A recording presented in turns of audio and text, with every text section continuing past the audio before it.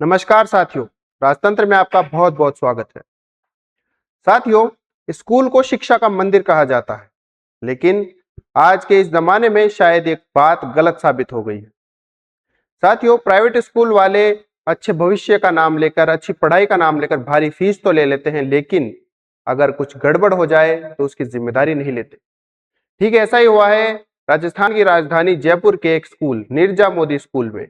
एक 9 साल की चौथी क्लास में पढ़ने वाली बच्ची अमायरा चौथी मंजिल से गिर जाती है और उसे सुसाइड का नाम दिया जाता है। साथियों, ये बात 1 नवंबर 2025 की है और इसका वीडियो सोशल मीडिया पर भी काफी वायरल हुआ था। लेकिन इसके बाद ना तो स्कूल प्रशासन की तरफ से और ना ही पुलिस प्रशासन की तरफ से अमायरा के परिवार को कोई न्याय मिला है और इस बार वो न्याय की गुहार लगाने के लिए एक अनशन पर उतरने को भी तैयार हो गए हैं। वो इतना परेशान हो गए हैं प्रशासन से कि उन्हें न्याय के लिए सिर्फ अनशन पर बैठना ही एक तरीका लग रहा है।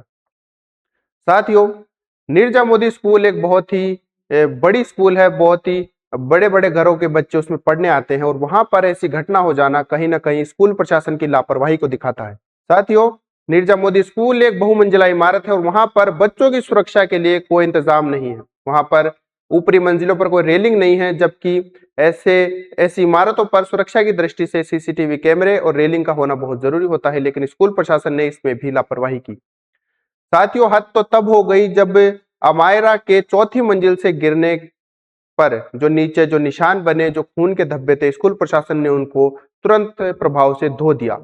कोई सबूत नहीं रखा जिससे कि स्कूल प्रशासन पर उसका नाम ना आ जाए।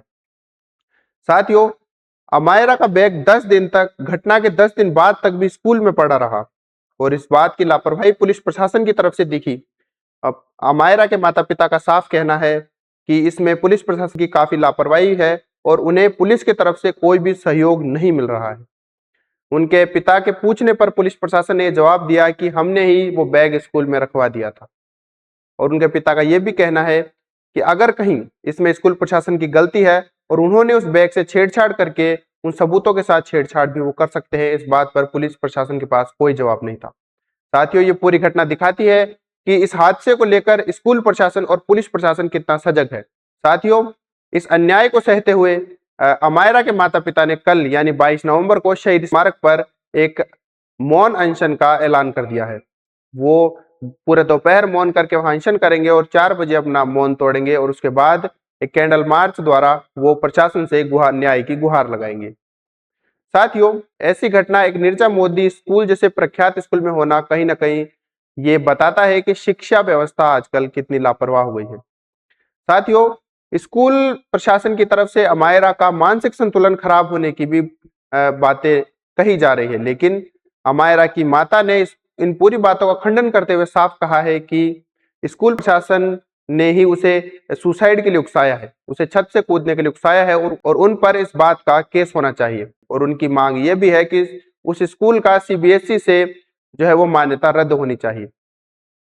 साथियों, अमायरा के माता पिता की साफ ये चेतावनी है कि अगर प्रशासन उनके साथ नहीं देती है, उनको न्याय नहीं देती है, तो वे खुद आकर नीरजा मोदी स्कूल के ताले लगा देंगे। साथियों, ये बात बहुत ही गंभीर है और इस बात को नीरजा मोदी स्कूल वाले बिल्कुल भी गंभीरता से नहीं ले रहे हैं। साथियों, उन सबूतों को धो देना जहां अमायरा के खून के धब्बे थे, उनको साफ कर देना कहीं ना कहीं उस स्कूल की लापरवाही को दिखाता है कि कहीं ना कहीं उस स्कूल का ही उस हादसे में कोई हाथ था और उन सबूतों को मिटा देकर कहीं ना कहीं बचने की कोशिश कर रहे थे। साथियों, अमायरा के माता पिता की अपील है कि पूरा जयपुर उनका साथ दे इस अनशन में, ताकि फिर कहीं आपकी बेटी के साथ ऐसा ना हो सके। साथियों, कल 22 नवंबर है और कल के दिन शहीद स्मारक पर वे अनशन पर बैठेंगे। साथियों, अब कल क्या होता है 22 नवंबर को हम आपको अपडेट देते रहेंगे। तब तक के लिए बने रहिए हमारे साथ। नमस्कार।